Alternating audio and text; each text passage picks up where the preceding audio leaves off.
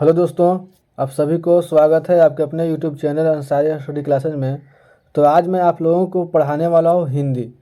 अगर आप लोग एसएससी जीडी यूपी पुलिस या उस एग्ज़ाम की तैयारी कर रहे हैं जिसमें हिंदी पूछा जाता है, तो ये क्लास आप लोगों के लिए बहुत महत्वपूर्ण है। अब इस क्लास से जिस एग्ज़ाम में भी हिंदी पूछा जाता है तो इस क्लास से एग्ज़ाम में प्रश्न जरूर पूछा जाएगा। तो चलिए बिना कुछ देर के क्लास को स्टार्ट करते हैं। दोस्तों, पहला प्रश्न है कि समास कितने प्रकार के होते हैं। समास कितने प्रकार के होते हैं? तो समास जो है समास 6 प्रकार के होते हैं। समास कितने प्रकार के होते हैं? तो समास 6 प्रकार के होते हैं। दूसरा प्रश्न है कि कारक कितने प्रकार के होते हैं। तो कारक जो है वो 8 प्रकार के होते हैं। कारक कितने प्रकार के होते हैं? तो कारक 8 प्रकार के होते हैं। और दोस्तों, तीसरा प्रश्न है कि संधि कितने प्रकार के होते हैं। तो संधि जो है वो 3 प्रकार के होते हैं। संधि कितने प्रकार के होते हैं? तो संधि 3 प्रकार के होते हैं। और दोस्तों, आगे प्रश्न है कि काल, यहाँ पे कल लिखा गया लेकिन यहाँ काल होगा। काल के कितने भेद हैं? काल के कितने भेद हैं? तो काल के जो है वो 3 भेद हैं। काल के कितने भेद हैं? तो काल के 3 भेद हैं। दोस्तों, आगे प्रश्न है कि सर्वनाम के कितने भेद हैं। तो सर्वनाम के जो है सर्वनाम के 6 भेद हैं। सर्वनाम कितने भेद हैं? सर्वनाम के 6 भेद हैं। दोस्तों, आगे प्रश्न है कि विशेषण के कितने भेद हैं। विशेषण के 4 भेद हैं। विशेषण के कितने भेद हैं? तो विशेषण के 4 भेद हैं। और दोस्तों, आगे प्रश्न है कि वचन के कितने भेद हैं। वचन के कितने भेद हैं? तो वचन के 2 भेद हैं। वचन के 2 भेद हैं। और दोस्तों, आगे प्रश्न है क्रिया कितने प्रकार के होते हैं। क्रिया 2 प्रकार के होते हैं, सकर्मक और अकर्मक। क्रिया के कितने भेद हैं? तो क्रिया के मतलब 2 भेद हैं।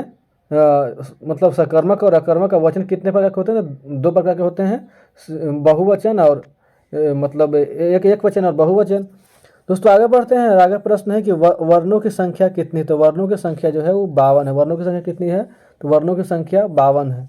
दोस्तों, आगे प्रश्न है कि लिंग कितने प्रकार के होते हैं। तो लिंग जो है वो 2 प्रकार के होते हैं। हिंदी में लिंग 2 प्रकार के होते हैं और संस्कृत में लिंग 3 प्रकार के होते हैं। स्त्रीलिंग, पुल्लिंग और नपुंसक लिंग। ये संस्कृत में 3 प्रकार के होते हैं और हिंदी में 2 प्रकार के होते हैं, स्त्रीलिंग और पुल्लिंग। दोस्तों, आगे प्रश्न है कि तत्पुरुष समास तत्पुरुष समास कितने भेद हैं। मतलब तत्पुरुष समास कितने हैं? तत्पुरुष समास जो है वो 6 हैं। तत्पुरुष समास कितने हैं? तत्पुरुष समास 6 हैं।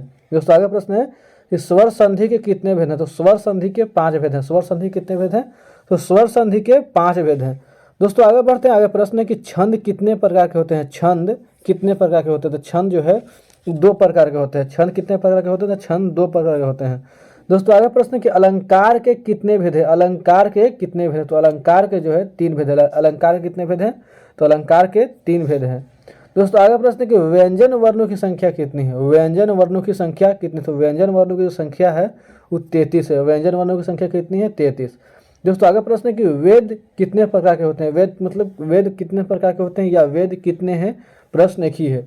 तो वेद जो है वो 4 प्रकार के होते हैं। वेद 4 है।